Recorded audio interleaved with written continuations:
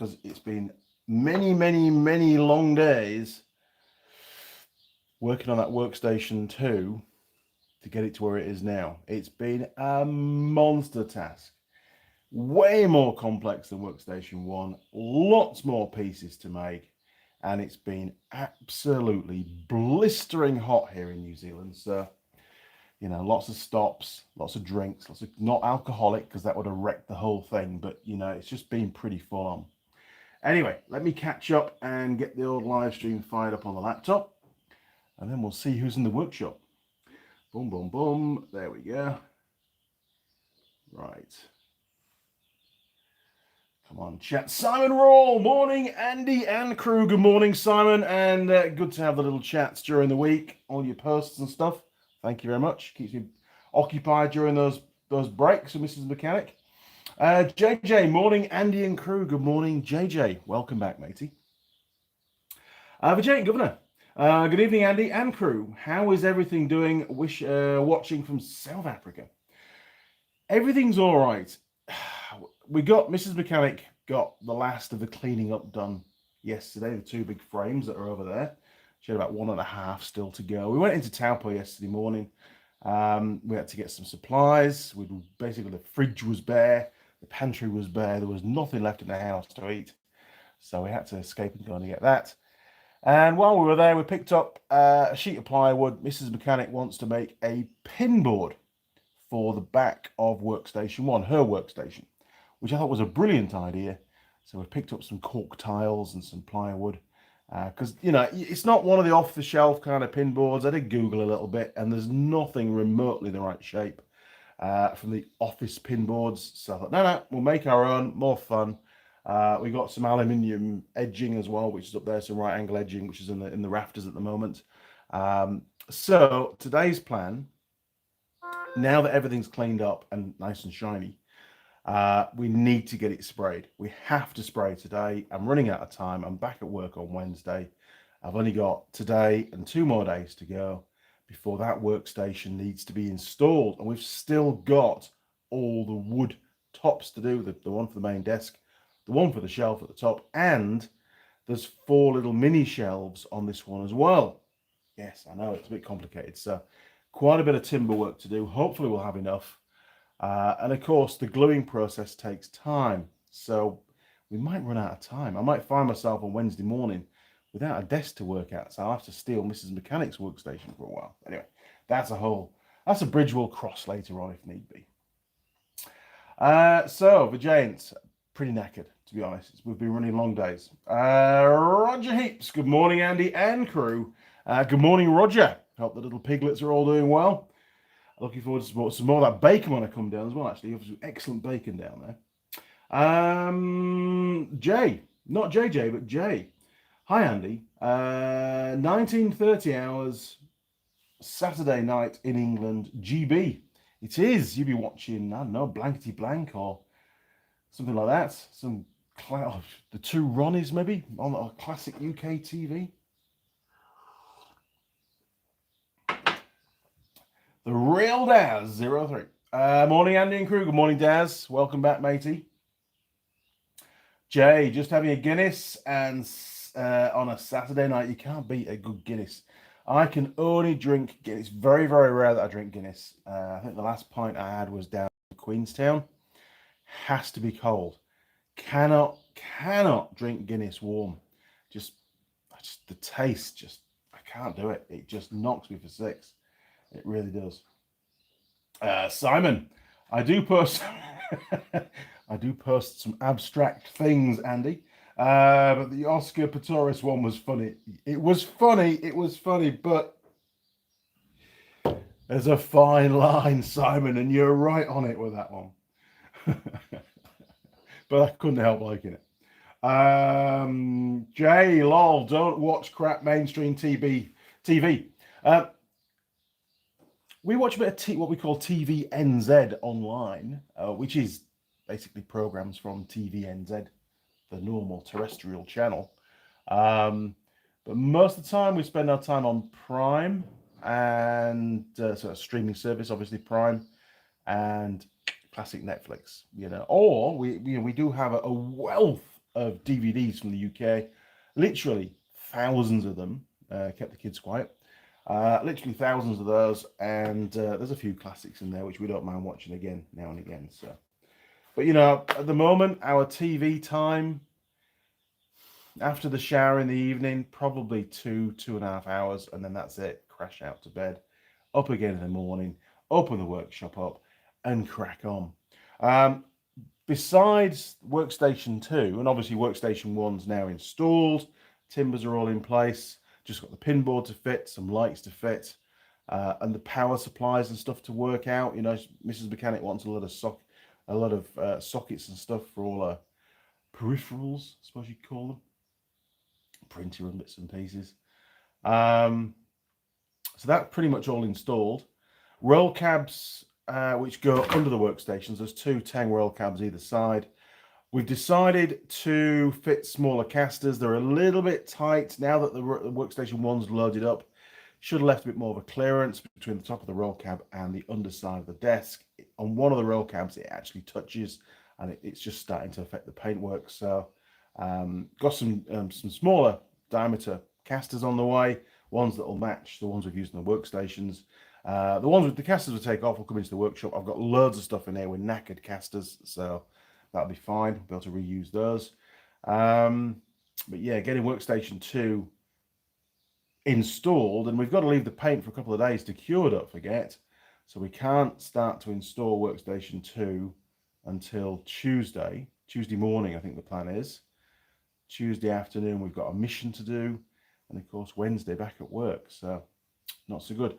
But between jobs as well, we took a couple of days out and we cracked on with the second roof to go over the workshop. Now, a few months ago, we put the 4 posts on this side, and they're all bolted to the steel posts inside the workshop, so they're good and strong.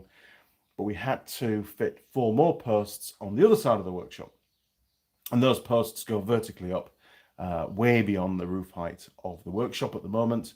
And then once we've installed the roof, you know, we'll know exactly how long they need to be, and we'll cut them down. But the problem was that end of the workshop and down what we call Diagon Alley, which is down the side here, was all brambles and stuff. And there was, I think, 3, 4, maybe 5 motorcycles all hidden in there, old farm bikes and stuff. And trying to clear brambles around motorcycles without doing too much damage to the motorcycles, it's not an easy task. I found the best tool for the job was a hedge trimmer. Absolutely brilliant at clearing brambles out of the way. But that took us like a day and a half just to clear all that out of the way and then get the posts bolted up and stuff. So those 4 are now in place again, bolted to the superstructure of the workshop. So they're good and strong. So now the next job, which we're not going to have time to do before I go back to work, is to fit the horizontal beams, joining each pair of vertical beams together. Obviously there'll be a slope on those. There won't be exactly horizontal. I think we're going to go for like a 4, maybe a 5 degree slope. But the roof will extend over Diagon Alley, so there'll be very little sunshine down Diagon Alley, and it's going to extend forward from the workshop that way, to sort of cut down the sunlight and give us some more coverage for storage outside the workshop, but undercover, so to speak, for like things like logs and stuff. Would be great under there. And also over the carports by about 1.5 foot, and that'll stop the drips we get between the carport and the workshop. There's one place where the water gets down. It's not ideal. So we can fix that all at the same time. And it's not just about keeping the water out of the workshop.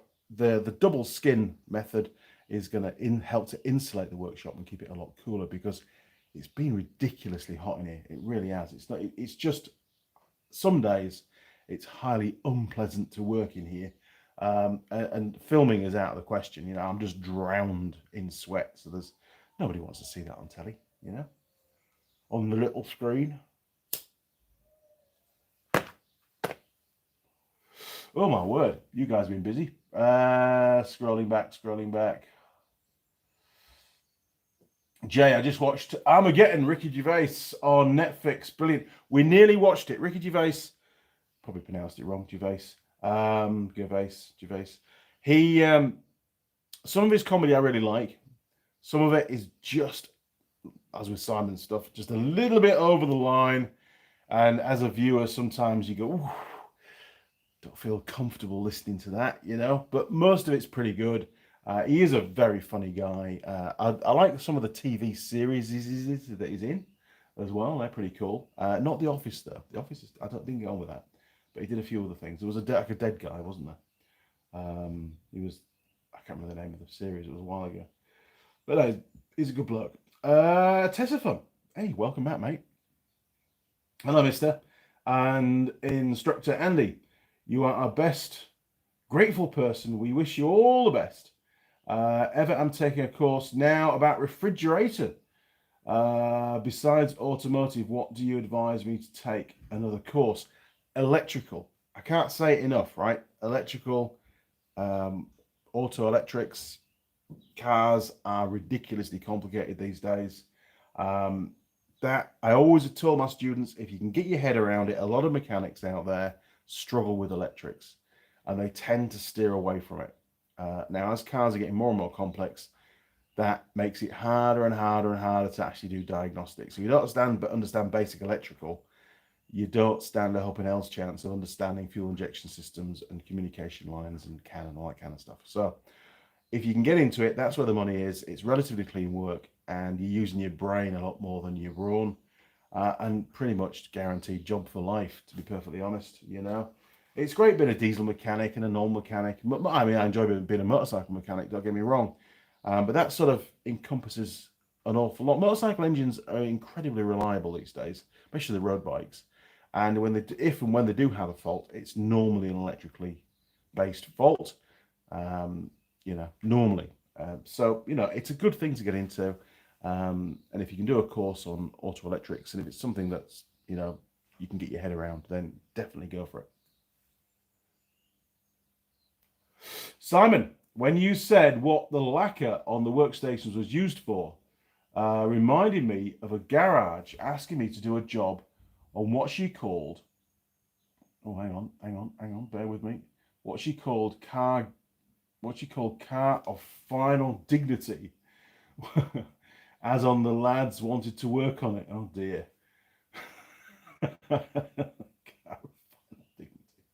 Jamie Clark. Good morning, Jamie. That's a new name. Morning, Andy. Thanks for the pictures of the wheels set up on your motorcycle lift. Oh, sorry, Jamie. That's where I recognize the name from. I'm working on setting mine up to where it will be easier to move around. Yeah, that normally with those hoists, they come with like a little two-wheeled handly thing and a pin, and it goes underneath the rear end where you load the bikes on, and then you just give it a yoke and it lifts that end of the thing up and you can move it around the workshop. And I never got that. I bought it secondhand. It never came to me. I did get the additional ramps and poles for ATV stuff. I've got those in the other shed. Never use them, but they're there. I think they're working as shelves at the moment in there. And I remember being sat here in the workshop one day, having a coffee, looking at the ramp going, I wonder if, and sure enough, you know, I came up with a plan and it works fantastically well.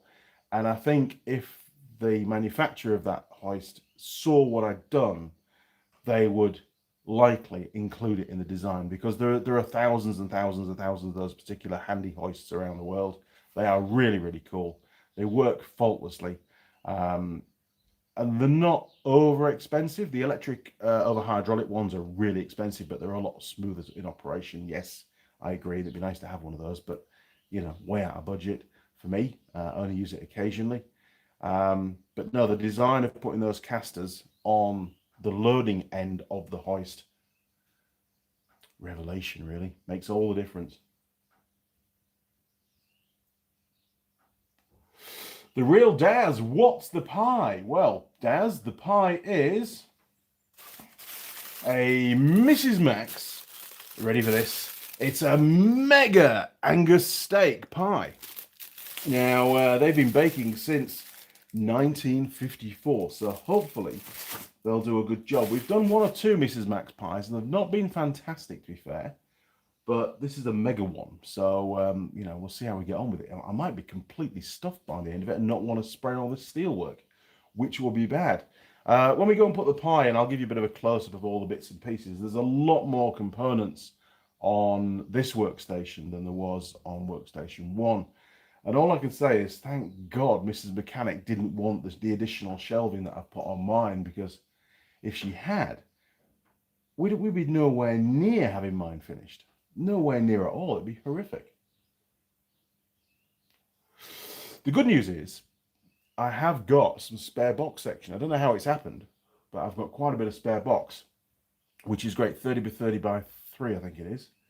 There's 6 lengths over there, and there's 2 longer lengths in the rafters as well. So that will get used. We've decided in the office area, which was where these go. There is currently an old pine wardrobe. Now, it's a very nice wardrobe that we brought from the UK. One of the few bits of furniture we managed to bring with us. It's not really in keeping with the office environment anymore. It doesn't match what we've done. So that's going to come out. Mrs. Mechanic's going to reuse that in her craft room. We're going to put some shelves in it and stuff for all our craft work and things. And I'm going to build a shelving unit, again on casters, no doubt, because it's easier to move things around and clean behind and stuff, and move and run wires behind if you can move it. And it'll be along with similar design. It's not going to get made straight away. I need a break. I've got other stuff to catch up with. Not to mention a load of admin work to start on Wednesday as well, to catch up with that, because I've been off work for nearly a month. So there's hundreds and hundreds of emails to deal with. But over the next couple of months, I'll sort of plan what I want, what's going to work well. I've got probably 15 crash helmets to store somewhere, so quite a few of the pigeonholes. It'll be an open sort of shelving unit, and I'm hoping that I can make it deep enough to put 2 crash helmets in each pigeonhole, and for the helmets to only take up maybe a third of the space. We'll have to wait and see. Obviously, stuff can go along the top as well. We'll put a big shelf on the top for storage, because there's a load of stuff to store. We also had a morning, a lot of the stuff that came out of the office, because it was basically a storage room as well, and I was using it as an office. A lot of that we've gone through, and Mrs. Mechanic's put that up in the loft. So the loft is looking extremely full, and it's only a timber house. I'm a bit concerned, to be fair. Where do we get to? What's the pie? Willoy Levy. Hello, Andy. When it's not worth fixing your car. When it's not worth fixing your car, North Sweden. Hello, Andy. When is it not worth fixing your car, North Sweden? Well, you've got to look at the viability and the availability of alternative cars, and if you've got a budget to buy another car. Nowadays cars are way more disposable than they ever used to be. And especially electric cars. Jeez, battery pack fails. That's a huge chunk of change to replace that. But I suppose it depends on what kind of car it is, and if it's what it's worth, and how easy it is to fix, and what parts are involved, and how much time's involved, and can you do it yourself, or you got to get a mechanic to do it. There's a lot of variables to take into account, and sometimes I remember telling customers that, yes, we can fix that fault on your old car. No problem. We can do that. This is what it's going to cost you, approximately. We may find other problems when we get into it. But you've got to remember that the rest of your car, or quad bike, or motorcycle, whatever it is, motorcycles are probably a bit different, but all the other components are getting close to the end of their life as well. So, year on year, if you're using the car as a regular vehicle, year on year, you end up spending more and more and more money every year keeping it on the road, because more and more stuff wears out. Some customers think, I'll fix the engine. It'd be great for another 20 years. Well, the engine might be, but your gearbox is getting close to wearing out. The diffs may be getting tired. You've got wheel bearings and all the other consumables and stuff to think about. Is it better sometimes to go, you know what, I'm just going to draw the line. I can sell the car or the vehicle for this amount at the moment in its current condition, and I can just go and buy another one. The only problem is, when you're buying a second-hand car, you could be buying somebody else's problems. So it's always a bit of a minefield, and it's always good, if you're not mechanically minded, it's good to get someone to check a new vehicle over for you, before you make the jump, because you may end up in a much worse situation than you were with your own car. At least you know the history of your old car, and so that, you got to weigh it up. It's not an easy answer. I can't give you a straightforward answer to that one. Jay, good morning, Andy. Mintan's day up here in Hamilton. It's a very nice day here as well, Jay. It's going to get bloody hot again. It is forecast rain this afternoon, so we need to get the spraying done before it starts to rain. It's not good to spray in a really damp environment. Unfortunately, all the moisture in the air gets trapped in the paint, and it can make this paint go cloudy if we're not careful. So fingers crossed. Plus, you tend to get a lot more water through the gun as well, from the air compressor, which is not ideal. Tessifon, thanks for your advice, Andy. God bless you. No worries, matey. Anytime. MF50B. Now then, that's a good Yorkshire phrase. Now then, Andy and crew. Good morning, MF. Welcome back to the workshop. Andy is feeling pretty knackered at the moment, I must admit. Apologies if it's coming across on camera that I'm half asleep. I don't mean it to be that way. I am just completely knackered. Right, without further ado, the pie. If you just joined us, this is a Mrs. Max Mega Angus steak pie. It's huge. Has it got a weight? It has a weight. 280 grams of steak pie.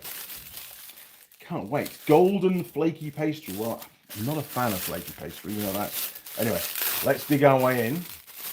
It is a perforated bag. Look at the size of that. It makes my hands look tiny, doesn't it? It's a monster pie. Do a quick spin round. Structural integrity looks pretty good. Yes, the base is good. The lid is good. Okay. Oh, bit of pastry fall off. Cold pastry. Right, we will head over to the pie warmer. 3, 2, 1, boom. Here we go. Boom, boom, boom, boom, boom. Oh, can you tell? I swept the workshop yesterday, and I got the shop vac out, and I even hoovered, vacuumed down the centre bit where the old wall used to be, because all the dust tends to congregate there, around the bottom of the doors and stuff. There was loads of garnet down there. Terrible. So I had a bit of a tidy up, ready for spraying today. I had hoped we were going to spray yesterday, but that we didn't get home till 2 o'clock. Right, in it goes. Boom, 23 minutes. That should be enough. Maybe 24. 24 minutes, bigger pie. Who knows? Okay. Oh, the go-kart. The go-kart has proved itself to be a really good clamping rack. So there you go, Jared. I've repurposed your go-kart. Oh, looking forward to getting back onto this. We've got some bits of new pipe put in, as you know, from the videos. But the whole front end has been cut off. I've got all that to rebuild. And there's the main chassis still to replace. Wherever the hell that's... yes, that's these bits, isn't it? We've got to cut those out next to that. But that's going to be a while away. Okay, so Mrs. Mechanic's pin board. The plywood's outside, but you all know what plywood looks like.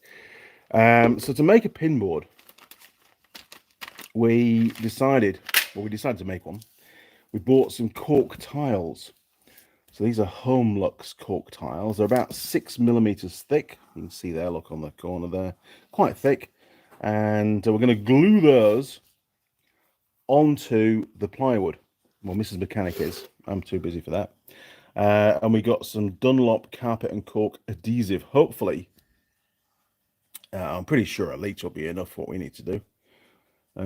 Fixes up to 2.8 meters squared. 2.8. Yeah, that should be enough. That will be enough. Otherwise, it was 4 litres, and I didn't want to buy 4 litres of adhesive. That's stupid. We'd never use it all. So we've got that, and then once they're glued on, just to finish it off, if I can reach down and get it for you. Here we go. We got some very lightweight aluminium angle. It's offset angle. It's 20 mil by 25. 3 lengths of that will be enough to go all the way around. Sticking back up there. There's the label. So that was about $25 a length, I think it was. Wasn't too bad. Cork tiles were about 30 odd dollars a pack. Glue was whatever. The whole lot to do the pinboard. Are you sat down now? The whole lot, the plywood, the cork, the glue, a few little screws to hold the outer aluminium on. The whole lot over $400. Very, very expensive. But anyway, she's worth it. She's done a great job. Look at this. Look at that. It's like a giant Tetris game, isn't it? All the bits.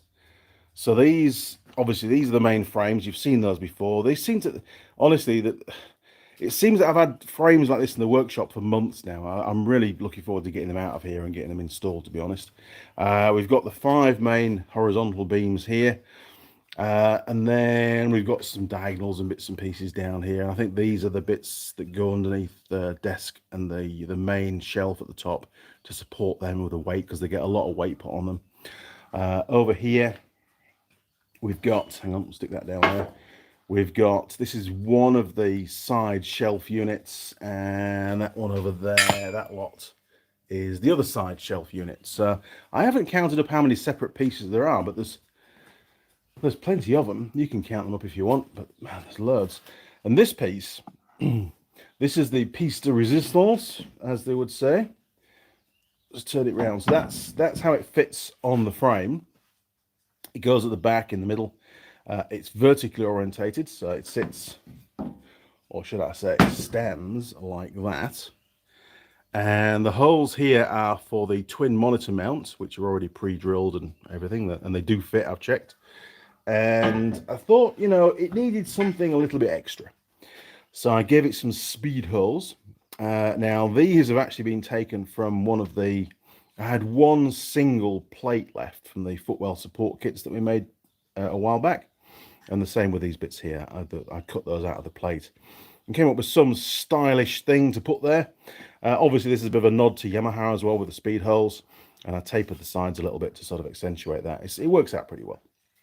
So very, very happy with that. It's all looking very shiny. And yeah, it's bloody heavy. When you get it all put together, it's quite a monster, to be perfectly honest. It really is. Workshop, oh, that's the spare box down there, look. And yeah, the workshop's looking a bit of a mess, to be honest. Well, I tried to have a bit of a tidy up, but there just isn't enough room. It's just, there's stuff everywhere at the moment. It really is. But yes, what a piece of kit that's going to be when it's all done. I tell you. Yeah, so the workshop's looking quite open at the moment. It's nice. Although we are, with all the extra gear we've bought, it takes a lot more to set up and pack up in the evenings.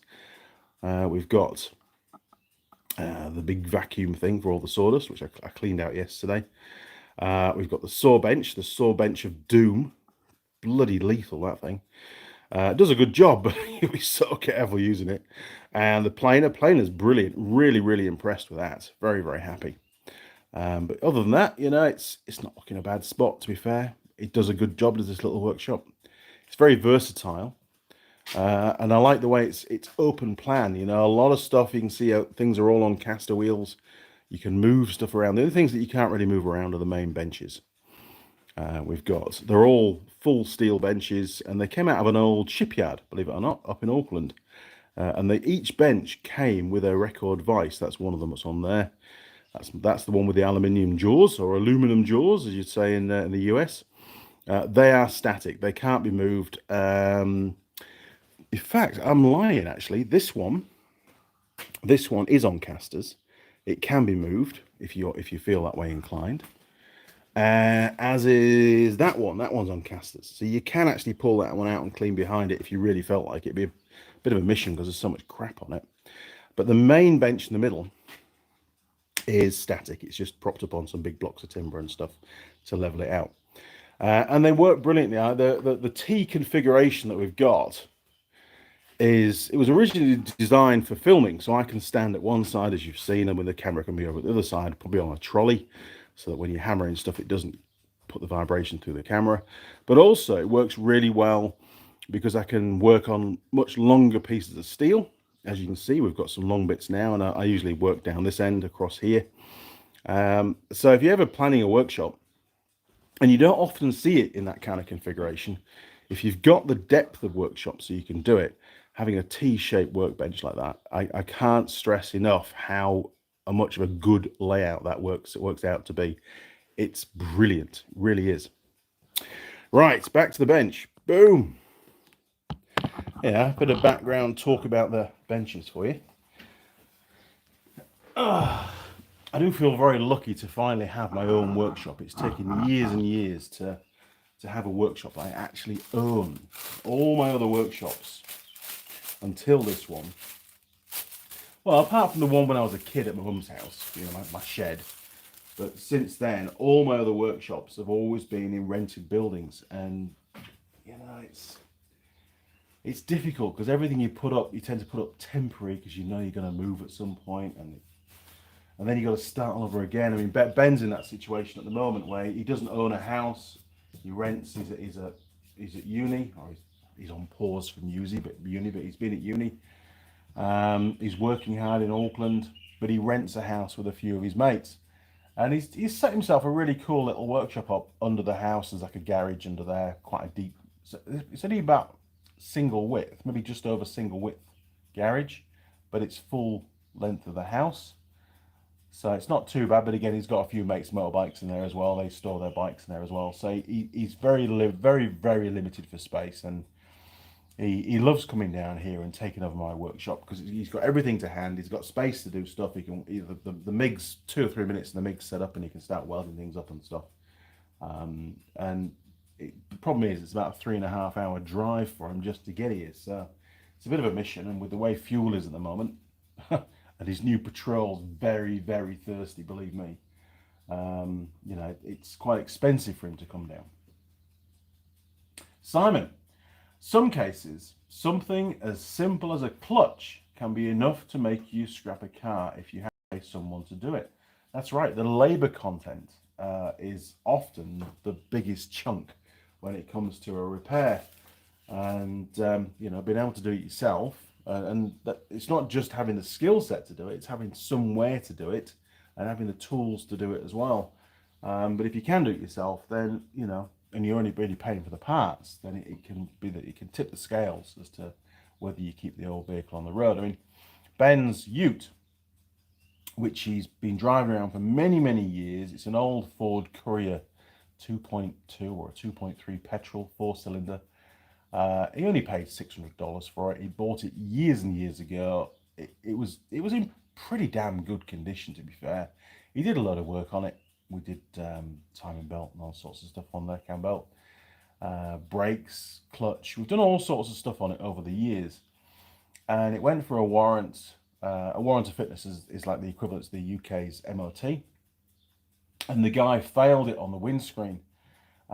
Basically, it started to delaminate. There's some of the plastic that's between the two layers of glass that's in the middle has started to go opaque. Now, it's only a really small area on the windscreen, and I think probably in the UK you get away with it. Here, they're pretty picky, to be honest, and they have finally failed. It's grown to the size now where they've failed it. But he's got another screen. Don't know where he's got it from, but he's bought a spare screen that's good. So he's going to bring that down. It's not a bonded screen, fortunately. It's just held in with a rubber, traditional style. I've fitted plenty of windscreens to the little Suzuki Jeeps, but they were all flat screens. They weren't curved at all. This one's got a slight, well, it's got a fair curve on it, to be fair. So we'll see how we get on. I don't want to break it, but we've got to fit the new screen. The secondary problem is once we get the old screen out, which is easy, we might find quite a bit of rust around the outside of the screen where the rubber goes. So I'll have that to deal with and seal up. Hopefully there won't be any welding involved. I remember the vehicle that he had before this one was an old Mitsubishi L300 van that he paid $1,000 for, sold it for $4,000, did pretty well. But we had to take that was all rusty around the windscreen, took the screen out.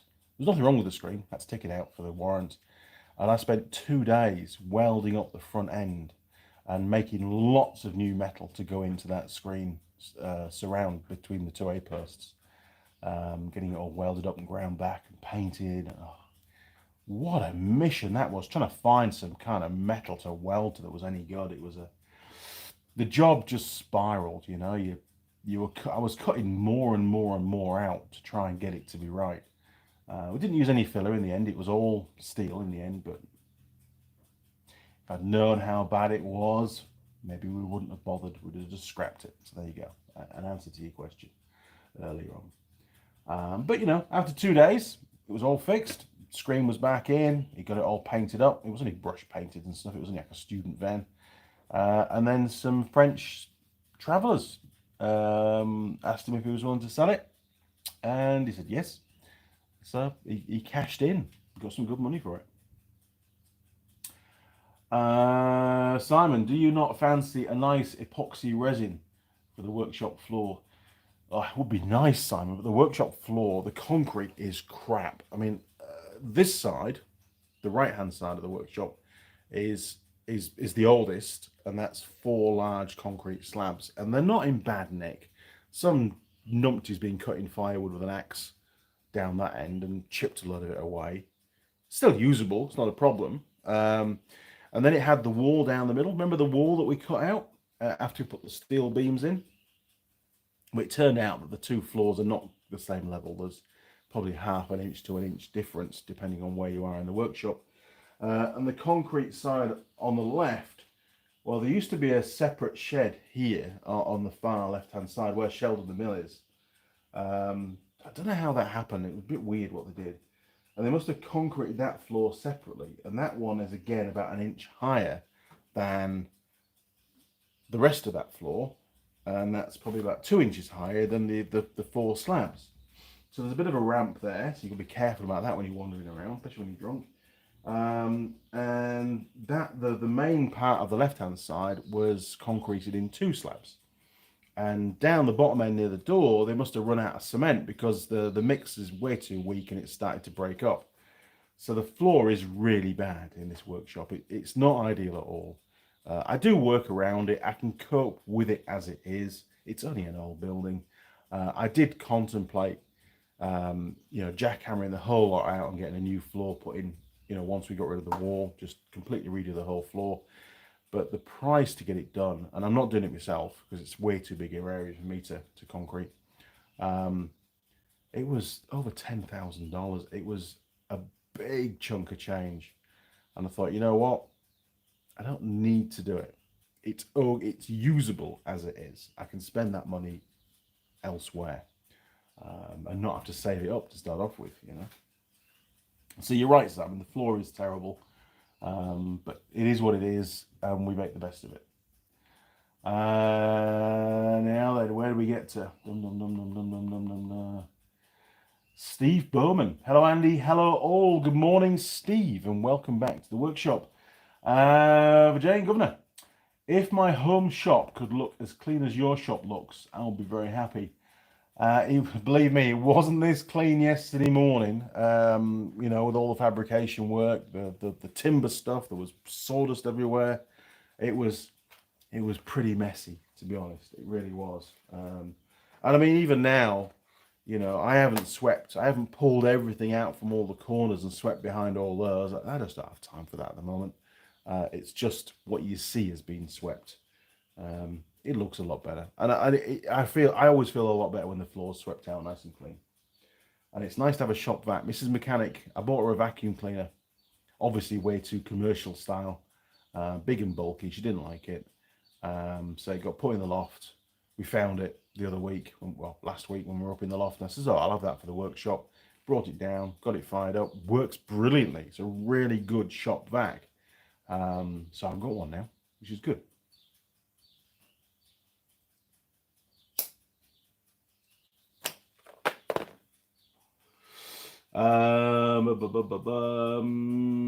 Simon, speed hole for the cables. Maybe not. I just like the speed holes for them being speed holes. Yeah, they could have another use, I agree, but I probably will just leave them as speed holes and not put cables through them. But who knows? I think the cables will just be zip tied to one of the vertical box sections, to be fair. but I don't know yet. We'll see how it pans out. The real Daz. It's the rust issue that will make me scrap a car. Yeah, rust is harsh, you know, and if you don't catch it early enough, and I mean, the poor old Nissan Patrol that we've got here, the one that we brought from the UK, it's got a lot of rust on it. It really has. And yes, I am capable of fixing it, and I fixed it a few times in the past, but there's a lot of rust on it now. There really is, and it would take months for me to do that job. And as much as I love the vehicle, I don't need it at the moment. And I don't have the time to do it. It wouldn't cost that much to do it. Low cost, steel, tin plate, bit of gas for the MIG. You know, it's all cheap. But the time element is just massive. And I don't really have an undercover area to do a vehicle of that size for such a long period of time. And it's full of shit. And I've got nowhere to put all the stuff that's in it. So at the moment, it lives under the house port. It's dry. It shouldn't really be getting much rustier. It should have slowed the rust down quite a bit. Maybe one day. Maybe one day I'll fix it. Or I may just buy another one straight out of Japan, a Japanese import, and then swap all my stuff across from that one, because it's got an Old Man Emu lift kit on it. It's got a 16,000 pound worn winch on the front, ARB bull bar, which is a bit bent because I used to drive into things with it. It's got a lot of gear on it that I could transfer across. I know it's not the same vehicle, but I had about 30 plus patrols, Nissan Patrols in the UK, and that's the only one that I could bring with me. You know, I just like the vehicles. That one has a lot of history. It will never be sold. It's a family thing. And now and again, you know, I do sit in it and it brings back instantly a lot of memories of driving it around the places that I've been. So you do get attached to your vehicles. There's no doubt. There's definitely a sentimental value with that machine. If there was no sentiment, it would have been sold years ago, and we'd have space under the house port for more stuff.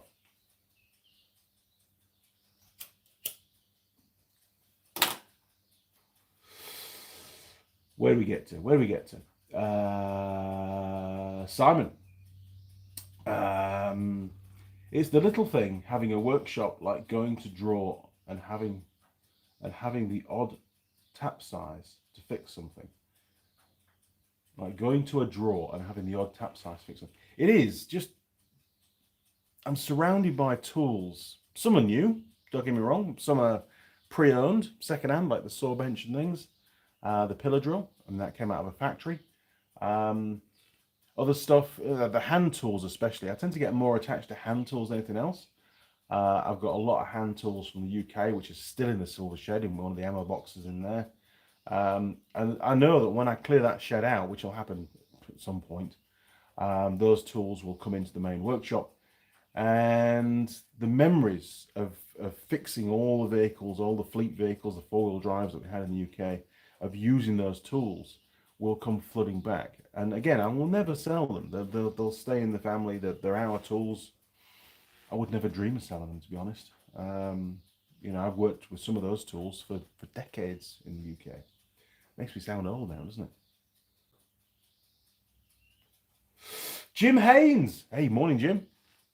Get a new pliable gasket for the windshield. And is that another light out, or the same one over your shoulder?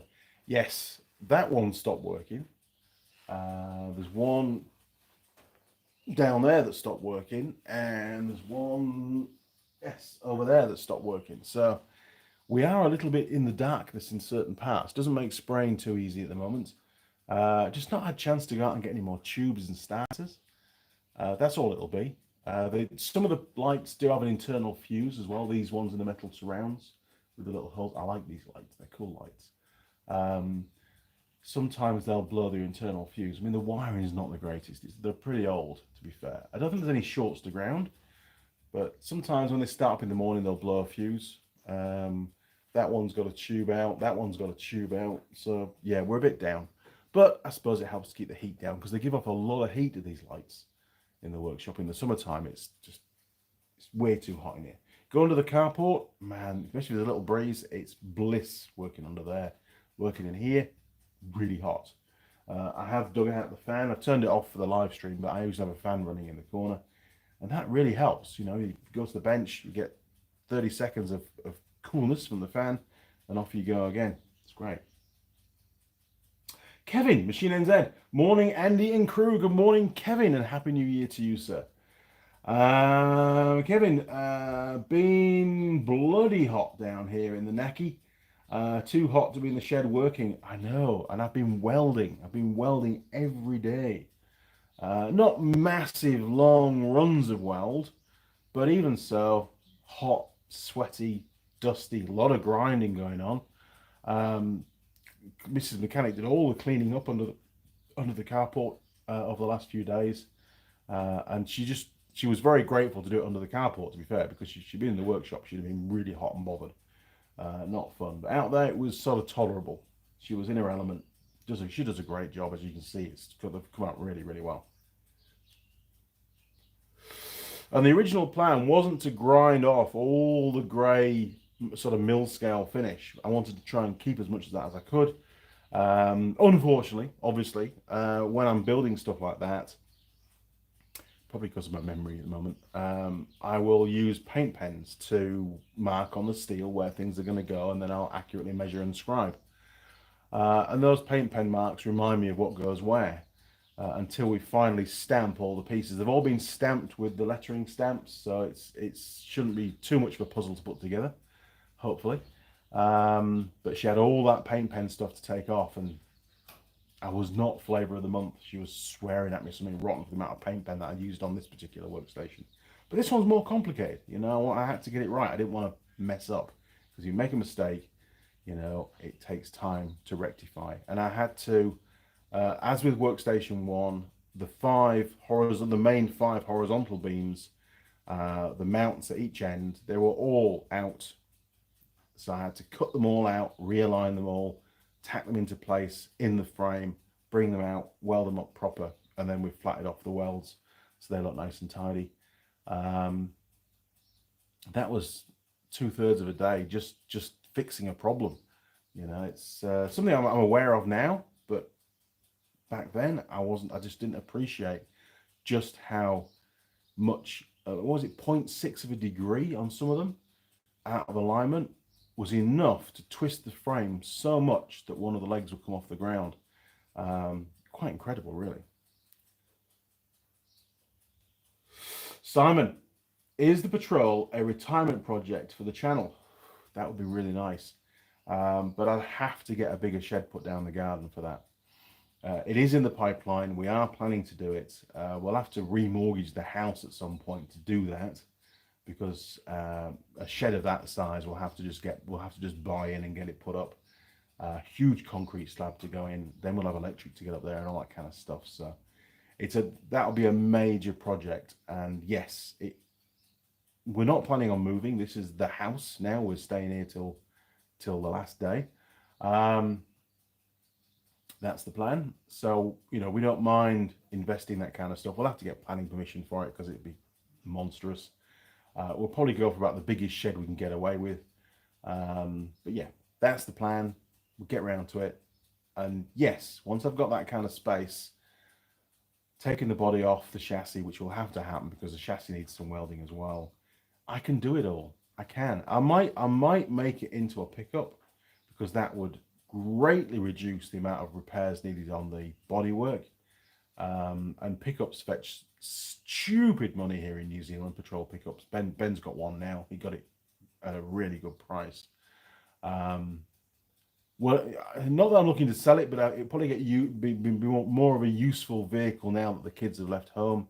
We don't need all the seats, and having a deck on the back will be more useful. And of course, I won't have the Ford Ranger then, because, you know, I'll be retired and the work car will go back. So I'll need something to tow the big trailer around, for whatever reason, you know. So yeah, maybe Simon. It's not going anywhere, and it's something that I can plan further down the line, and it'd be a phenomenal project. Steve Bowman, I'm in the Kansas City, Missouri area of the USA. It's about 2:15 p.m. Saturday here. Some snow and ice around, 0 degrees Fahrenheit. How's the weather there? Well, it's been getting up to about 28, 29 in the afternoons, pretty much every day for the last sort of 10 days. And on an evening, it gets down. Last night was down to 12, which was really good. Last night was a pretty cool night. Slept pretty well last night. But some nights we've been down to like 17 degrees centigrade. This is all centigrade, sorry. Which is a pretty hot night. And we don't have aircon for the house.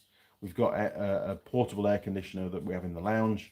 That's turned off when we go to sleep. So, you know, the house is, it's pretty hot. The rest of the house is pretty hot during the night. But, you know, it's bearable. Temperatures in New Zealand can get as high as about 40 degrees C on the hottest of days. I was talking to Sheldon down in Oamaru the other day, and his workshop was at 34 degrees. 34 degrees C. That's pretty damn hot. It's too hot to work, that's for sure. Harry Darg. Hey, Harry. Hi, everyone. Figured I would just... Hang on, I've got to scroll down a bit. I just popped by to say hi. Well, hi, Harry. Welcome back, matey.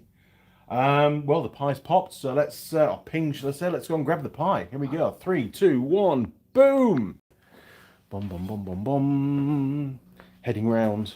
Pie time. It's probably going to be ridiculously hot, so we might have to wait a few minutes for it to cool down. It is very, very too hot. What can we use? I know, a bit of blue roll. That'll do. Leather gauntlet to grab the pie. Right, that should work. It should work long enough to get... Oh my word, look at that. We've got a bit of a split going on. Where's the bag? The only clean place in the workshop properly for food. There we go. We'll stick him on there. Okay. Right, we will leave... Oh, jeez. Nice. We'll leave that for a bit to cool down because it's way too hot to eat. Turn you around. Boom. Now, videos. I was looking through the catalogue on the channel, and YouTube sent me a recap of what I've done during 2023. And clearly, I haven't uploaded anywhere near as many videos last year as I've done in previous years. In fact, there's actually been a year-on-year decline in the number of videos that I've uploaded. And firstly, my sincere apologies for that. The reasoning behind it, no doubt, will be workload from my day job has definitely increased over the last few years, but also the number of jobs we've had to do through the workshop. In the last 18 months, we've done an awful lot, about 400 kits of the footwell support plate kits that we made for the ATVs. And now 400 kits transpires to about 4,000 separate components to machine up, clean up and paint, which is an unprecedented amount of work. By far the biggest project we've ever done through this workshop, or through any of my workshops, to be honest, as regards a sort of a fabrication type project. And that really ate into my weekend time. And of course, there was no point in really filming it. I did plan to maybe make a video of the design of the plate and stuff, but I just got consumed in getting the job done. And of course, you know, when I'm busy doing that, I don't have the time to do other stuff, which would be really cool for the channel. 2024, we don't have all that to do. The surf life-saving servicing on their ROVs seems to be in major decline at the moment. They're currently re-evaluating what type of ROV to use at the clubs moving forwards. It may not be the brand that I work on, and if that's the case, I won't be servicing them. I have no inclination whatsoever on working on other brands. I wouldn't get the same kind of discount on the parts. It wouldn't be really a good look anyway for me to be working on those brands on such a regular basis. And it wouldn't be fair on my employer to be using their company car to be collecting and delivering those vehicles. When it's our brand, so to speak, then it's not a problem because, as a company we're supporting the surf clubs. But if they're a different brand, that can't be done. So that would very much put a stop to all of that. And that probably takes up, on average, probably 10 weekends a year servicing on those machines. So again, all that time will be freed up. Of course, there isn't the income there anymore, but that doesn't matter. We'll work around that. It would give me a lot more time in the workshop. So hopefully, the way things are lining up for 2024, there should be a lot more time in the workshop to refocus back on videos for the channel. I've got a few lined up that I plan to do during the early part of this year. The winch videos proved very popular and have been extremely helpful to a lot of people in repairing their winches and diagnosing the faults. I do have another winch somewhere over there in a box. I've got another winch that's been sent to me, which I'm going to do an autopsy on. We'll pull it apart and see if we can get that one fixed as well. And there'll be a winch install video to do on the Jimny when I finally save up the cash to buy one of those. I can't fit one of these winches. It's just a bit too small for the Jimny. I want to put an £8,000 winch on the front of it. And of course, bull bar. Now Ben said, oh, you should make your own bull bar. So I might end up making the bull bar. We've got all the kit to do that, so there's no reason why not. And the bull bar is about the same price as the winch. So it would halve the cost of the project. But we will see. We'll see how things pan out. Now then, where do we get to? Jim, a lot of the Midwest US is 0 degrees Fahrenheit or below right now. Wow, that's cold. Kevin, what happened with the outcome of the ATVs? Are they swapping brands? Don't know. Haven't been given any more information yet. Yeah, ROVs. I know what you meant. It's all right. I just don't know. I don't know where we are. Well, I'll probably find out in the next few months.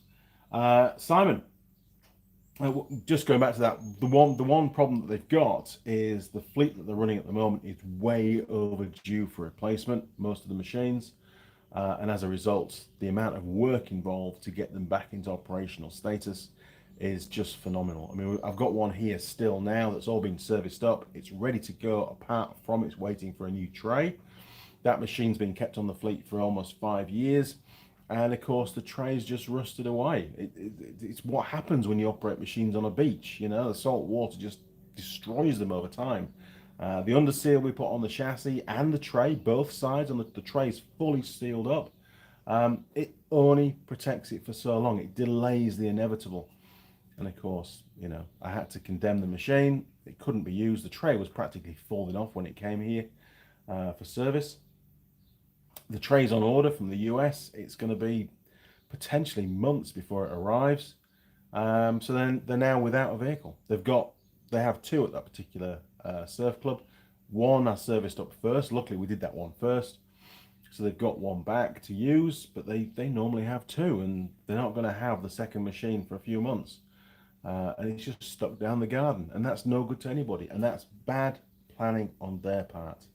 You can't blame the machine for it. The machine has done incredibly well for them over the last 5 years, but it should have been disposed of and replaced 2 years ago. It's just the way it is, and a huge repair bill. Simon, look back on some videos a few weeks back. The amount of detail that goes into the videos now versus when you started has gone up 100-fold. Oh, thank you, Simon. I appreciate that. I did actually watch, God, which one was it? Oh, yes, it was the engine autopsy one. The highest viewing video on the channel, like 950,000 views. It's nearly 1 million views. Give it another couple of years, it'll be up to 1 million views. And I just gave Mrs. Mechanic a laugh because obviously I looked quite different back then, quite a lot younger, a lot more shaved as well, to be fair, a lot less scruffy. And she just laughed her head off when she saw that. And just the way I presented it as well, it was pretty cool. Pretty old school. But anyway, but you're right, Simon. I do try to to do the best I can. And I wouldn't say I'm treading water, but you know, I'm just ticking along until I retire from my day job, which I think Mrs. Mechanic said I can retire at 60. So I've got another, God, 8.5 years to go.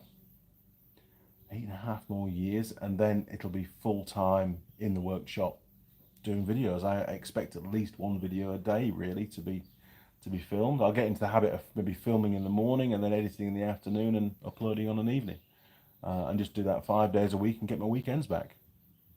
Who knows what's gonna pan out? We will wait and see. But there'll be lots more projects to do at home as well. I don't know where it's going to go, to be honest. We want to do a lot more traveling, a lot more adventure trips. We've got another trip planned for the early part of next year, January, February, which is the 3-vehicle trip. Not across New Zealand. We're going to focus on the northern part of the South Island, around Molesworth and Rainbows. I know one of the big landowners down there, and hopefully they'll give us access to some private roads as well, some private tracks.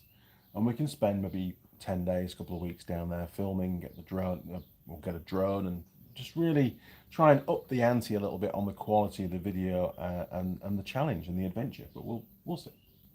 It's all work in progress. And doing those kind of trips with one little vehicle like the monkey bike, you know, it's pretty damn expensive. To do it with 3 vehicles and a support vehicle and maybe a film crew, who knows, massively expensive. The budget just gets blown out of the water. So I don't know how it's going to pan out, but that's the plan, because I really enjoy those kind of trips. John, okay, well, someone has to say, is it time to get your ponytail cut? It's getting long, isn't it? I know. You could be right. No doubt when I go back down to the South Island, I'll be going to get my hair cut. Until then, it'll have to wait. But you're right, it's getting a bit on the long side now. Kevin, watch the Yamaha farm bike and quad adverts. You looked younger on those too. And that wasn't that long ago. Hang on, there's somebody at the door, bear with me.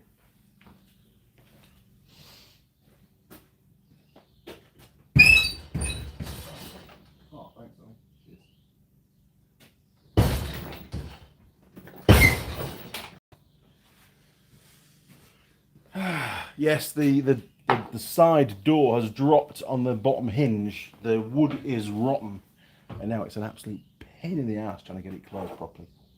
But anyway,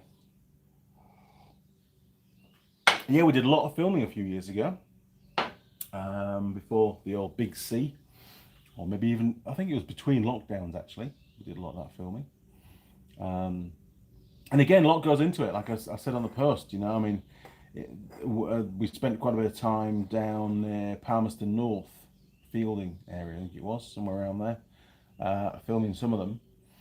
And, you know, logistics, of course, you know, Andy can take these. So I would probably spend one day driving up to Auckland, loading up the trailer, staying in Auckland, and then the next day driving all the way to the site, unloading, picking a few places for the filming, back to the hotel. Third day would be the filming, and then of course 4th day is to take the machines back up to Auckland, stay in Auckland, and then 5th day, the Friday usually, will be the drive home. So, you know, it's a whole week gone out of my normal schedule to produce probably 4 or 5 of those videos, and they were done over probably about a year and a half, and I think there was like a total of 4 different filming days all up. So that's basically 4 weeks of time. Oh, got some stuff coming in here. So there was a lot going on to make that happen. Fortunately, not too many outtakes, to be fair. We sort of managed to smash most of them out pretty well. And, you know, very grateful that we've done them. Will there be more to do in the future? Yeah, probably. As new models come out, then no doubt I'll be asked to do more of those type of videos. But I don't think they've been utilised as well as they could have been, to be perfectly honest. You know, but that's a work thing, so I can't really discuss that. But I think we could have benefited a lot better. Oh my word, Jim Haynes has got 3 separate comments all the same. Cut paste, cut paste. Let's have a look. Jim Haynes, how much other stuff goes along with replacing the tray? And are those local parts? And when your tray, is that the chassis floor part? No, sorry, the tray is the tipper part, the carrier, so to speak, on the back of the ROV. It's a pallet size type tray. It's flat on the bottom. It has 2 pivot points that are mounted at the rear of the top rail of the chassis on the vehicle, and then there's a couple of clips that hold the tray down. It's got some gas struts so that when you release the clip, then the tray will come up. If it's empty, it'll come up on its own. When that one came in, one of the 2 pivot mounts on the tray side had completely rotted out. It was just loose, and the other one was just hanging in there. I didn't even have to remove the pivot pin on the rotted outside to get the tray off. That's how bad it was. Yeah, it was just knackered, to be honest. But that's the way it is. I mean, you know, if you're gonna, when you use vehicles on a beach, they just rust. I mean, it's like dipping them in salt water every day, and even the sea breeze, the air in that environment is salt laden. It doesn't take long for things to start to corrode if they're not properly protected. And I mean, when you're undersitting those trays, you know, I do the best. I take the tray off, I spray it separately, all the plastic panels are removed, it's just a bare tray. But there's still certain little cavities in places that you can't really get to. Plus, it's a time-based thing as well. I might have 12 of those machines to do at once. And if I was just doing one, I could spend a lot longer on it. But when I'm doing 12, there's only a certain amount of available time to do them. But who knows? We may not be doing any more. We'll wait and see. John Nuttall, is the pie ready? It is. Simon was waiting for you to rag them about the farm videos to show how rugged they are. To rag them about in the farm. Oh, you mean to charge around the farm on the machines? Well, we did a little bit of driving around. Did a lot of driving. Obviously, you do a lot more filming than what you get to see in the actual finished video. Some stuff definitely couldn't go in. Other stuff did go in, and a lot of it just didn't get used. They've got to be short and punchy, and you know, to a certain timeline. Kevin, you don't see much advertising of farm bikes or quads. No, they never went on the TV. They never went on mainstream. They were just social media, sort of Facebook, Instagram, that kind of stuff. They need to be rerun, which is what's happening at the moment. That's why I shared it, because I thought, you know, why not help out and just raise the number of views a little bit. Anyway, Mrs. Max, Mega Angus Steak Pie. Ping, here we are. So how has the structural integrity been affected by the thermal expansion of the pie during its pie warmer experience? That was a pretty big mouthful, wasn't it? It looks pretty good. We did see a bit of lifting of the lid, but I think that bit's broken off now. I've eaten that. So we will begin. I'll begin at that point, and we'll see how we get on. Now this is just a steak pie. There's no cheese in here, but it's massive, 280 grams. Right, we're going in.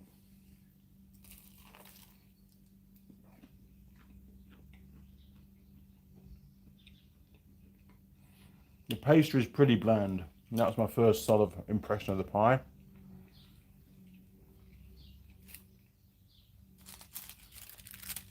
It's quite dry as well. Oh, morning, Steve. Oh, I got a little thing through from Google the other day, Google Maps. I think it was yesterday. And it's obviously, with my phone, it's been recording all the places I've been to in New Zealand, and it was 186 places in the last 12 months. And something like, was it 69, 79, 89 cities or something as well? Has New Zealand got that many cities? I don't know. I don't think so. Must be counted them more than once.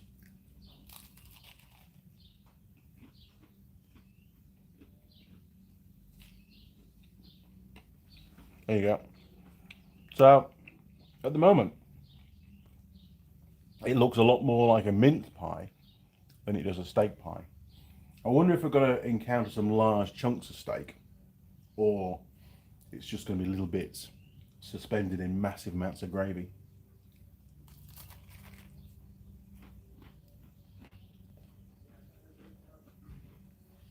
If you look up here, where the lid joins the side, there's a massive volume of pastry there. That's probably about 13 millimeters of pastry depth, which is by far the most we've ever seen on a pie.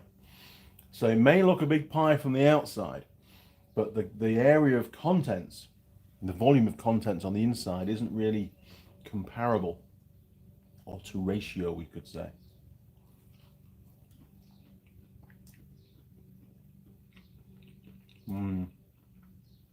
So far, it's just been a steaky gravy mush that's been coming out of this pie. No lumps of steak whatsoever yet, but well, you know, it's early days. We've still got a lot of pie to go, right? Okay, taste stroke flavor of the contents. That's the meat, not the pastry.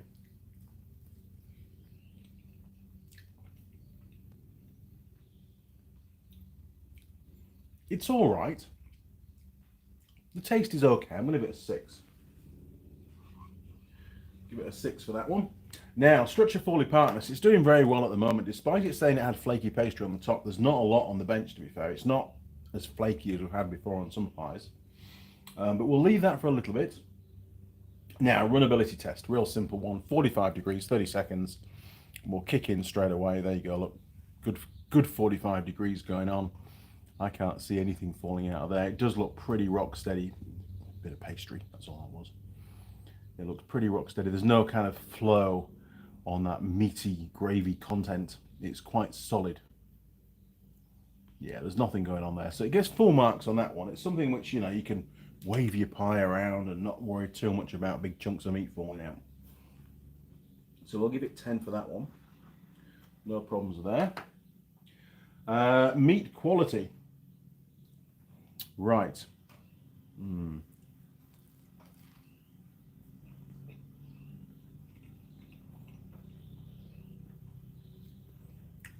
I think I'll leave that one in abeyance as well for a little bit.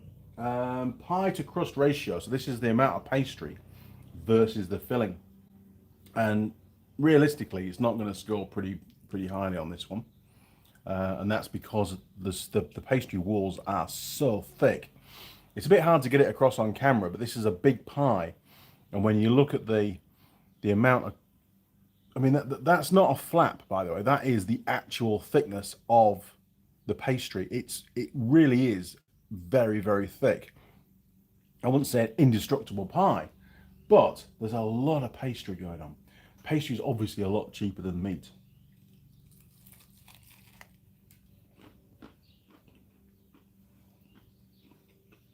Very crunchy. So,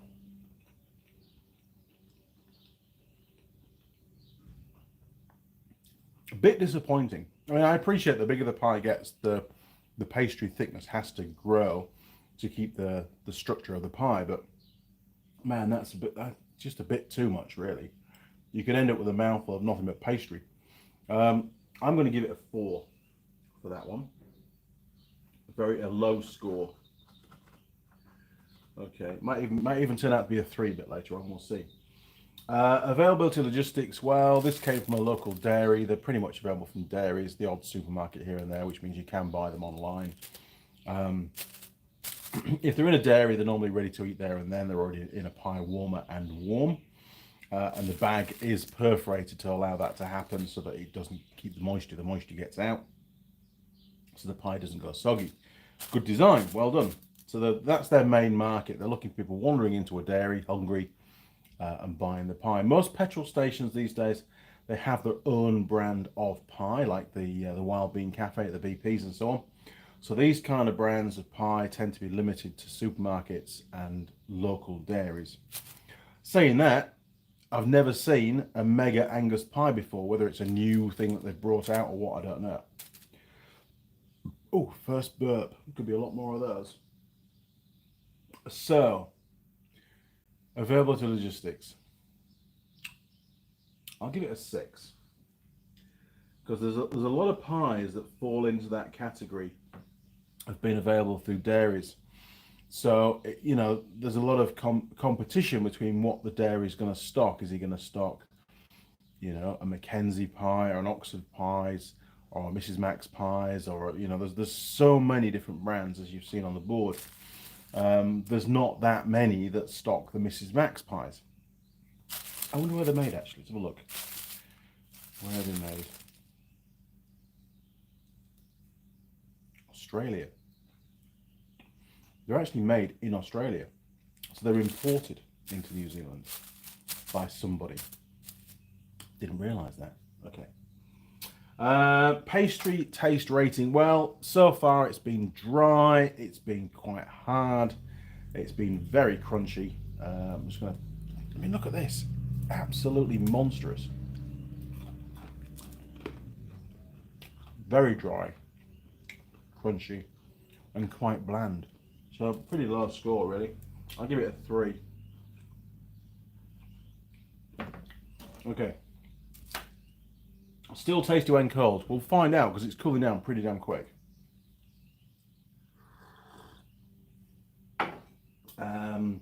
Packaging design. Okay. Well, a bit of work got into it. It is see-through in certain places of the packaging, so you can see the product, which I think is very important when you're buying a pie. You want to have a look at the pie and see what it looks like. It's very distinctive with the big Mrs. Max banner across the top. It's got a color-coded band across the middle to give you an idea it's steak. I imagine if it was chicken, that band, that orange band would be a different color. A few pie companies have started to adopt that method to make it really obvious what you're getting.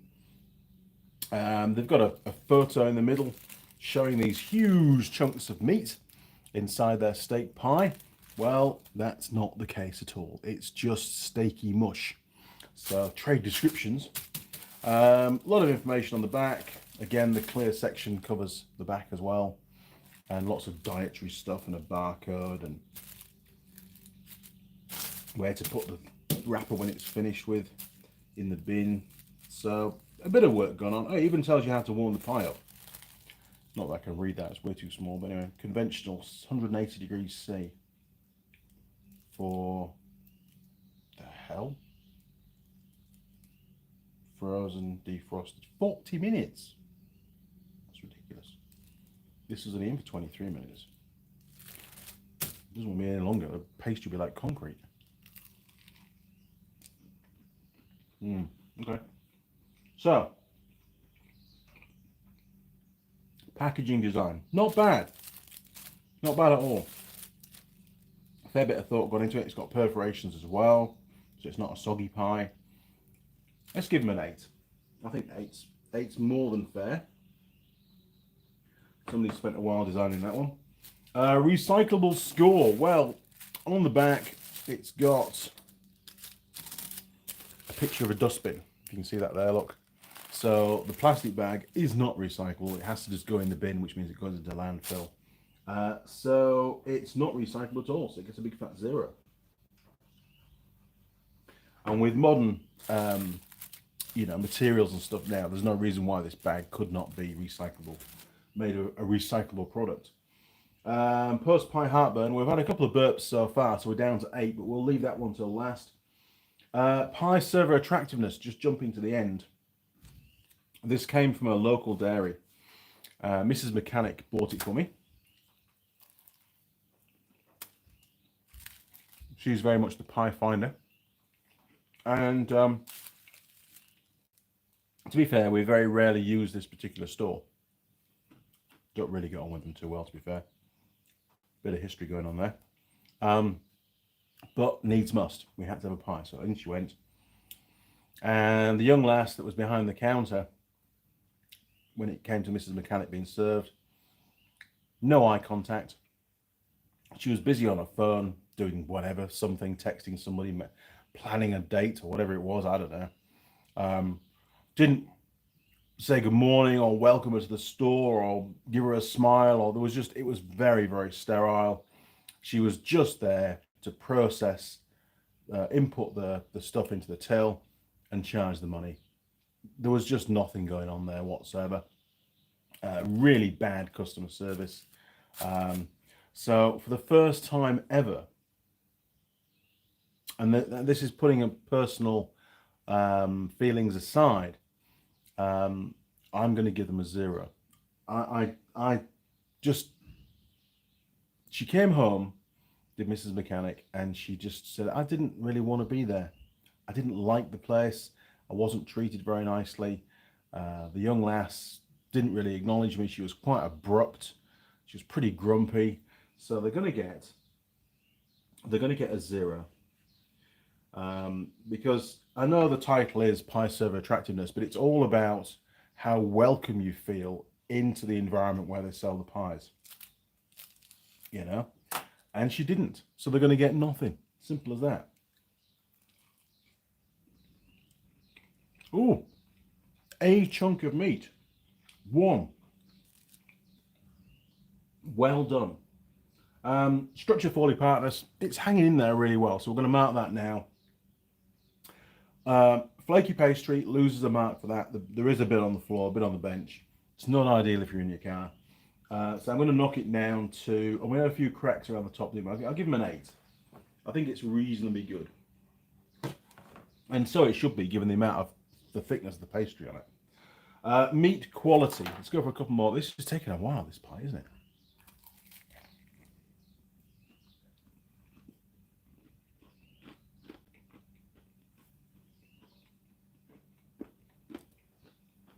It's quite dry.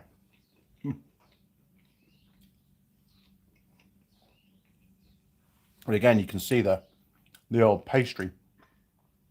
There's a lot of it. There really is. I mean, there's a lot of pie, but there's a lot of pastry.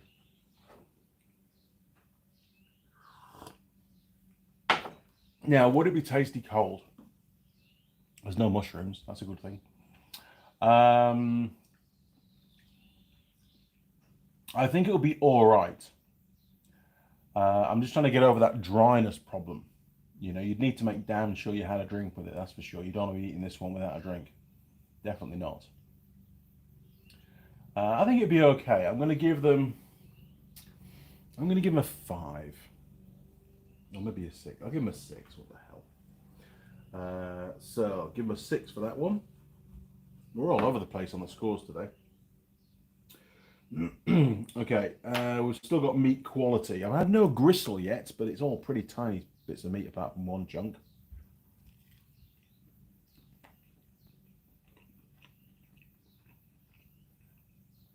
This isn't so much the taste of the meat; it's the quality of the meat. You know, is it nice big chunks? Is it not gristly? You know.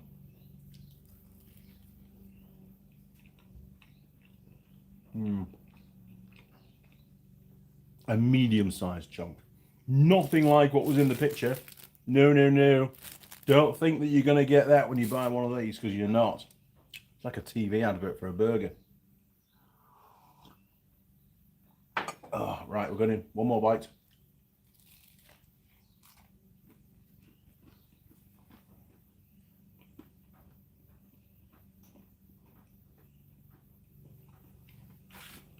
Jim Haynes.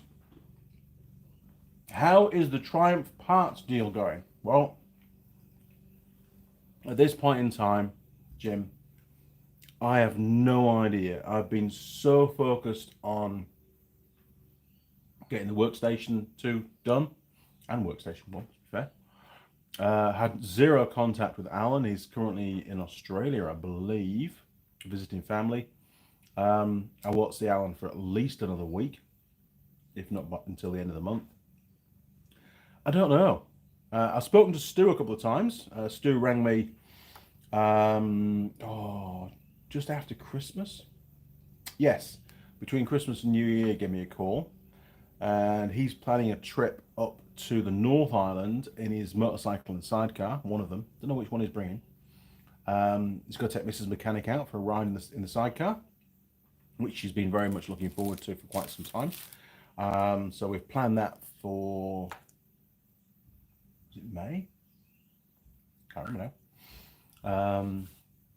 So that's going to happen. So no doubt she'll she'll do a bit of filming of that as well and chuck that on her channel. But I was talking to Stu and let him know that Alan wants the bike to go down to Invercargill to be rebuilt down there, and to have the engine, the repaired engine, once it's all done, for Stu to put it back in the bike, and then the bike to be brought back to me for the final few bits and pieces, and then back to Alan. I don't have a problem with that at all.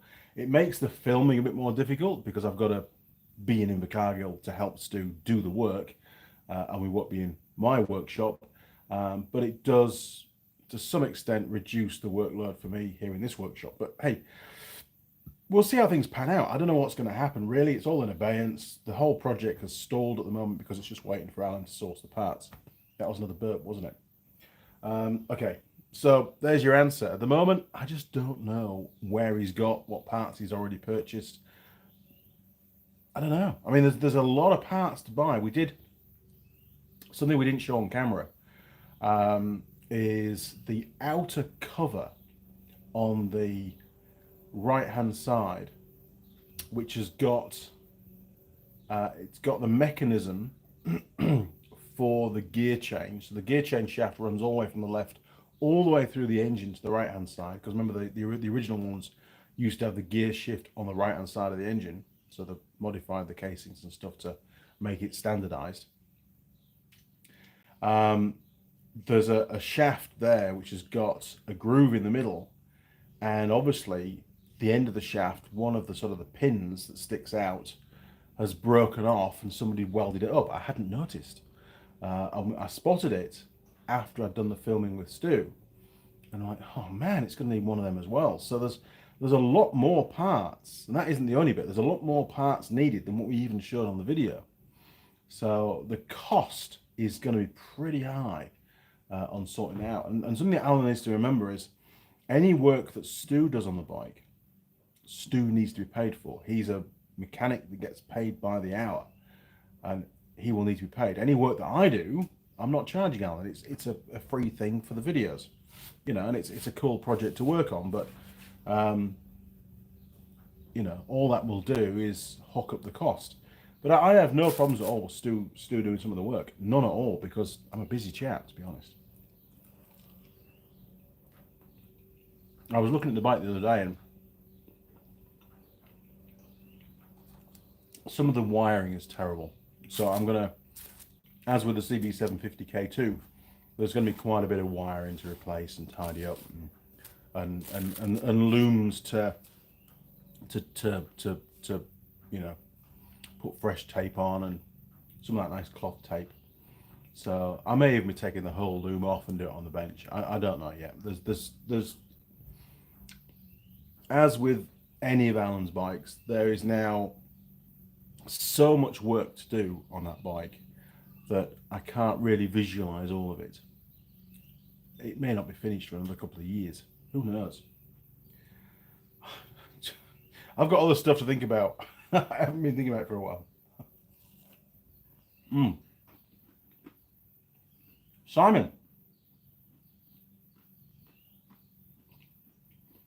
should the Pi server attractiveness be changed to Pi purchase experience? I think that's pretty much what it is. Let me add that on the form.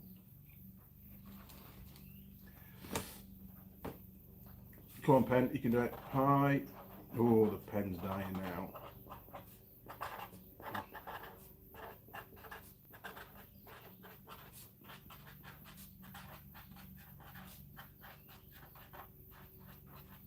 Okay. I have added that on there for you, Simon. I think that's more relative, and that's a better way of putting it, actually. When I finally do a new bit of cardboard, that's what I'll use, actually. And it comes across as being sort of less sexist as well, doesn't it? Okay. So, meat quality, in a nutshell, we've had one large chunk of meat, one medium size, and all the rest has been mushy, gravy, strandy kind of stuff. It's pretty crap, to be honest. But The two pieces of meat that were there, the large one and the medium one, they weren't gristly, they were okay. So, meat quality, bit of a letdown. I feel significantly let down. Wasn't the only upsell, it wasn't gristly. Other than that, it was pretty crap. I'm going to give them I'll give them a 3. Give them a 3. Okay. Stuffability score. Don't know. Still a tiny bit of pie left. Let's go for it.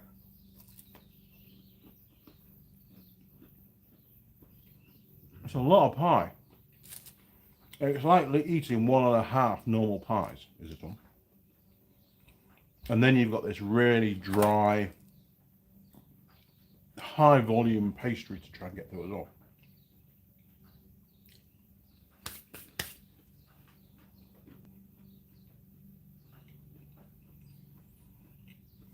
Not the best experience at all, to be perfectly honest.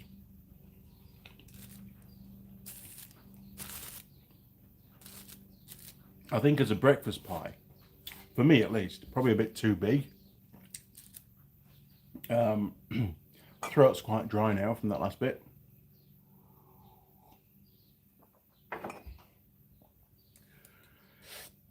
Overall, not that impressed. Bigger is not better, Mrs. Max. You know, you want to focus on the quality of ingredients and not using way too much pastry. Okay. Post pie heartburn, when we're down to 7. We've had 3 good burps going on. May get more, probably from the pastry. Stuffability score, I am overstuffed. I was a bit concerned about this at the start. Yeah, I'm pretty over full now. I'm going to feel pretty lethargic this morning. Productivity is going to drop, which is the worst thing ever at the moment because I'm against the clock. Another burp. We're down to 6. Oh, God. Yeah, so optimum is 10 out of 10. Still hungry, obviously we're below 10. If we're over full, it bounces back and goes down. I'm gonna give him a 5. That was too big a pie for me, and I think if the pastry had been a lot thinner and tasty, then I wouldn't feel as anywhere near as stuffed as ever. I've eaten a lot of pastry, and I think that's the problem. Okay, so we've got 1, 2, 3, 4, 5, 6, 7, 8, 9, 10, 11, 12, 13. All the scores are in. Let's do some arithmetic. Here we go. 3, 2, 1, boom. Okay. Oh, it's been a long live stream. It feels like we've been out doing this for ages. Okay. So we have 14, 24, 27, 31, 37, 40, 46, 46, 54, 54, add 6, 54, add 6 is 60, 65, 65. Oh dear. 65. That is a very bad score. For such a big pie, that is a bad score. If I'm wrong on the arithmetic, please let me know. I don't think I am though. Right, Mrs. Max.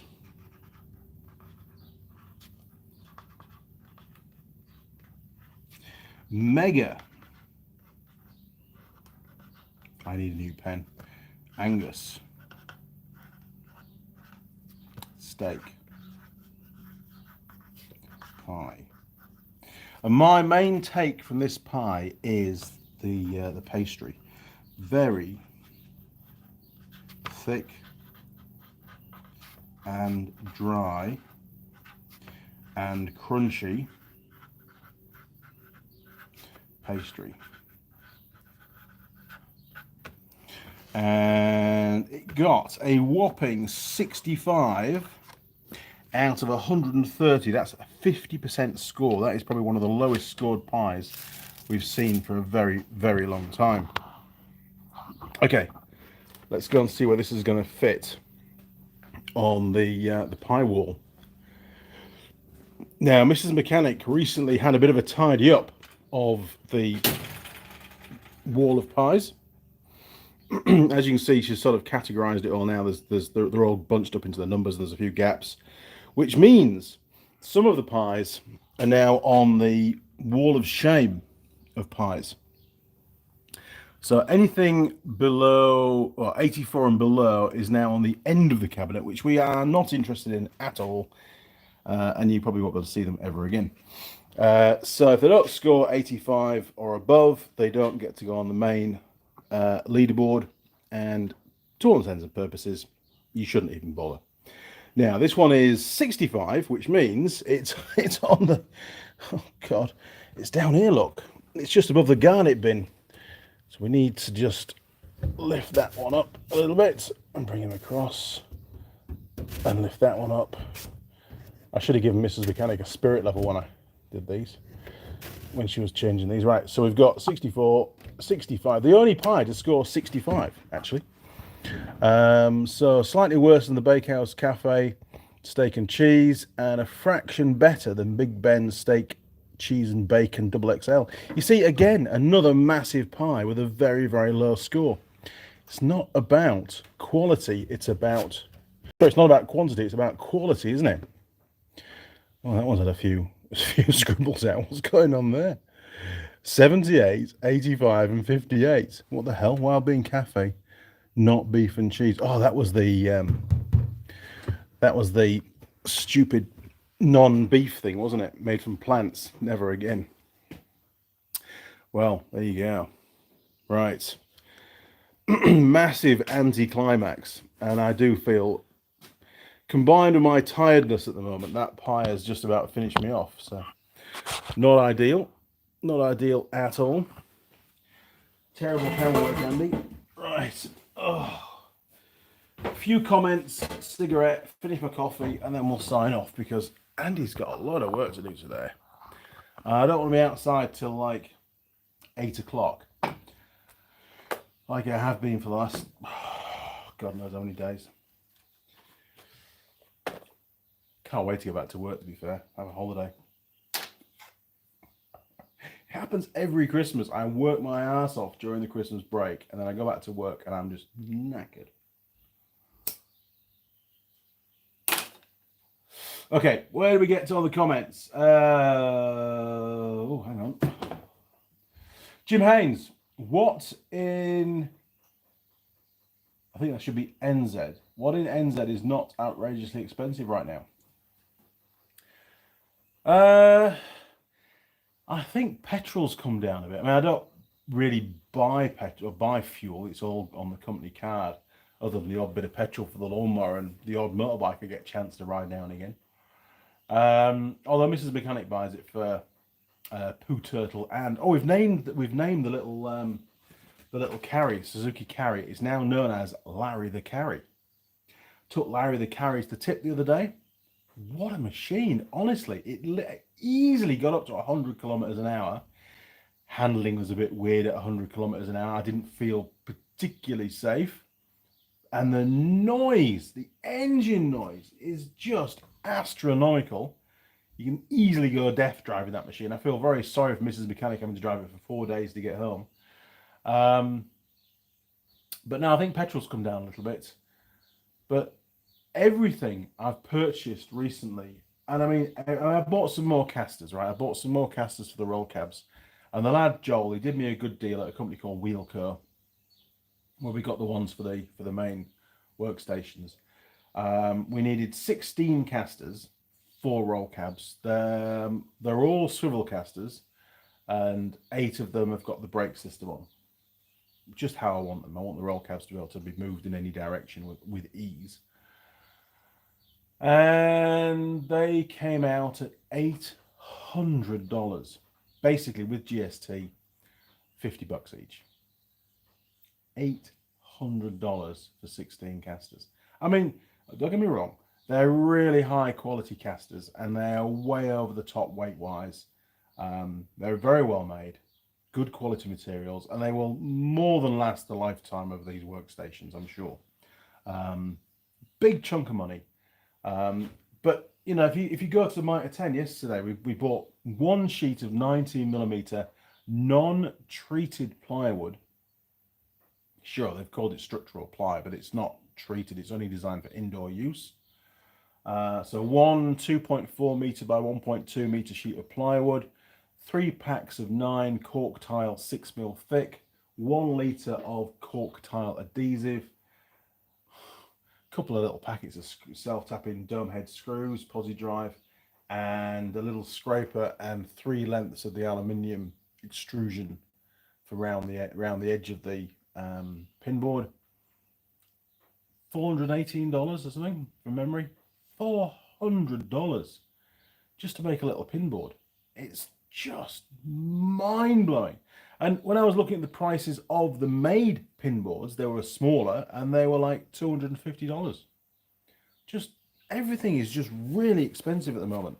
And well, I'm very much looking forward to my salary going up in the same amount, just to try and catch up. Because at the moment I feel like I'm falling behind big time.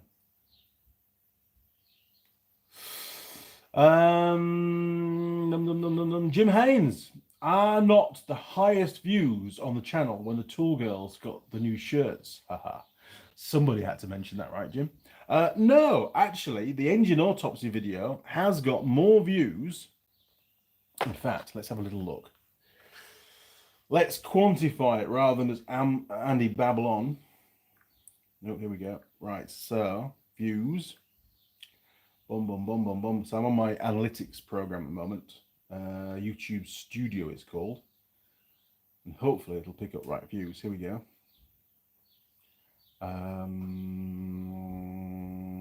Lifetime. Is this on the right page? I'm on the right page here. Jeez. Top content. There we go. That's what I want. Lifetime. Okay. So the car engine autopsy video, the highest viewed video on the channel, 972.9 thousand views. So maybe another year and it'll be up to 1 million views. It'll be the first video I've ever had that'll hit that many views. Tool Girl Hannah gets a new shirt. Now that's the one that you're on about, Jim. 841.2 thousand views. I remember the last time I looked at that, it was around about 600,000. So that one has had quite a significant audience for whatever reason in the recent times. So if we go for 23, yeah, it's getting about, I would say on average about 40 views a day is that one. Last year alone, so during 2023, it got 12,000 views just to put a shirt on. It's unbelievable, isn't it? It absolutely is. But anyway, there you go. A few little true stats for you. There's some really interesting stuff actually when you go through the stats on the videos. Some videos, like the engine autopsy video, actually, it got loads and loads and loads of views when it first went out for the first couple of years, and then for some reason it was like somebody turned the tap off. It just plummeted on the number of views. But it is what it is, and I like that video. I think it went down really well. Simon Roll, is that an and negative earth system on the Triumph? It is. I'm sure it is. Everything looks normal to me. I'm pretty sure it's a negative earth system on there, yes. Igors Dabroskis. Evening to all. Good evening, Igors, and welcome back, matey. Jim Haynes, NZ, not MZ, correct. I guess that one. Banana Brooks. Hi, Igor. How's your back? Oh, dear. Igor, what did you do to your back? Igor Dabroskis. Banana Brooks. Good now. Thanks for asking. The real Daz. What pie got 41? Don't know. Let's go have a look. I can't remember. 41. That's terrible. 41. Jeez. We'll pull it round here so we can see it better. Westy pie, steak and cheese, very gristly. Yes, 170 gram. Every part was crap. 41. Westy pie. In fact, I've not seen a Westy pie for sale for a long time, so maybe that's the reason they've stopped making them. 41. That's terrible. Bloody hell. There you go. That answered your question. Right. Back to me cigarettes. Now, me and Mrs. Mechanic, well, I've decided that I have to stop smoking. And to be fair, the price of cigarettes went up again at the start of this year. And are you ready for this now? Nice chap on the front. One pack of cigarettes here in New Zealand, 20 cigarettes, and these are the slightly longer ones, $45. $45. It won't be long before a packet of cigarettes here in New Zealand is $50. Absolutely astronomically expensive. So talking about prices going up, Jim, there you go. So I go back to work on Wednesday, 17th of January 2024, and the plan is that I will stop smoking from that day onwards. So no cigarette on the morning of Wednesday the 17th of January, and never again. No more cigarettes. My bank manager will be very happy. I may have to buy some more ciders. Anyway, so watch this space. I have done it before. I have stopped smoking for about 6-7 months, and then for some reason I started again. But anyway, so I know I can do it. We'll see. John Nuttall, oops, got to go, forgot a 40th party. Hit the like button, lads. Well, John, thank you very much for joining us, and enjoy the party. I'm sure you will. Simon, that one beef pie was heartburn after. Yeah, I'm sure it was. Simon, how long was the view time on the new shirt video versus the engine video? View time. Oh man, I don't know. Let's have a look, see if I can work that one out. That could be interesting.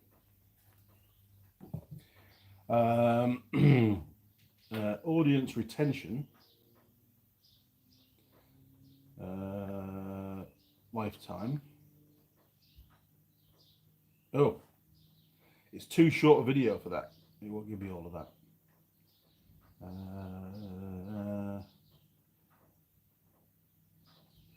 United States are the highest viewers. That's what I can tell you on that one. Engine autopsy. Views, engagement, watch time. Here we go. So engagement, watch time, lifetime. Okay, so you'll have to do some maths with this one, Simon. On the engine autopsy video, the total number of minutes watched, sorry, hours, no, hours, geez. Total number of hours watched is 390,029.4 hours. 390,029.4 hours. Let's see if we can go back to Hannah's video. Engagement, watch time, hours, lifetime. Right, this is funny, isn't it? So on the shirt video, 33,735 hours. Wow. That's a lot of hours based on such a short video. I would suggest that the audience retention, I think it's this one. Does it give me retention? Hang on. Engagement, watch time. Audience retention is 32.6% average view.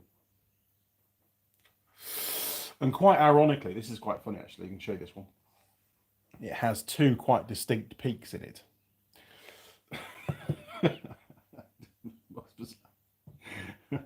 Engine autopsy, going back onto that one, engagement. Let's go. Oh, see, that one just seems to dribble off. It's just got a few spikes, but it's pretty standard for a video. Is that one really pretty standard decline during the video? Audience retention is 25.2%. So a higher audience retention on the shirt video as a percentage. Right, that's enough of the stats. But it is interesting stuff, it really is. And my phone's now covered in bits of pie. Right. Ooh. Well, that was bad.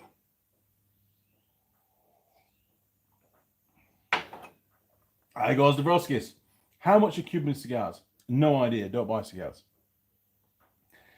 Each cigarette is a new tool. Yeah, pretty much. Jim Haynes, I think I watched the Hannah video. What's that? 1,000 times myself. Well, Jim, top viewer. Thank you very much.